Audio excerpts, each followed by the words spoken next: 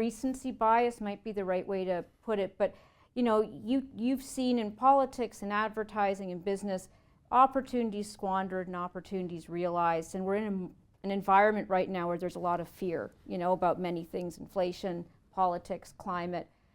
What do you think are the risks that we, if you take the long view, you talk about the speed of transformation, is there anything that worries you or should worry business leaders about opportunities that you see being squandered?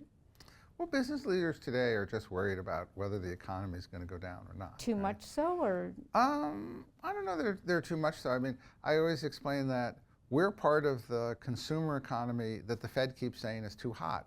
So the reason that we still? don't, yeah, they're still saying that, which is why, you know, we're not finding the kind of downturn because we're the problem, so to speak. So when it gets to us, then that means they will have solved the problem, and then the market will realize that, well, okay, we've got to go up. So look, you know, what I would say is, look, we were nearly wiped out as a pandemic. So I don't know that we're really focusing, if I look at the big problems, sure, we have to manage our economy and get inflation down. I'm not sure chemotherapy for it, that is throwing people out of work in order to get inflation down, is really the right strategy. We're not really questioning that.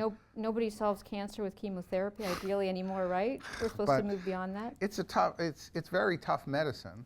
Sometimes it works, sometimes it doesn't. Right. And I do think, you know, fear about Russia, fear about atomic and nuclear weapons, fear about another pandemic. We clearly underestimated, you know, what could happen.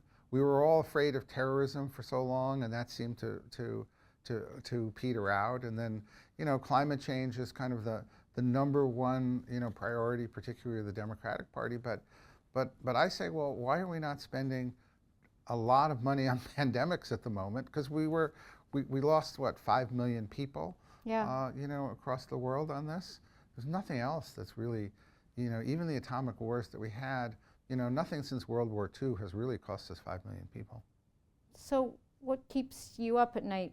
Are you an optimist right now, or are you worried? I'm always an optimist. Optimism always is what keeps me up, because we always become a better country. We're a far more adaptable species than we realize, and we'll adapt to, you know, the changes that really occur here. And I do think that if anything, you know, both America and both in generally just people have been underestimated in terms of how they adapt to change.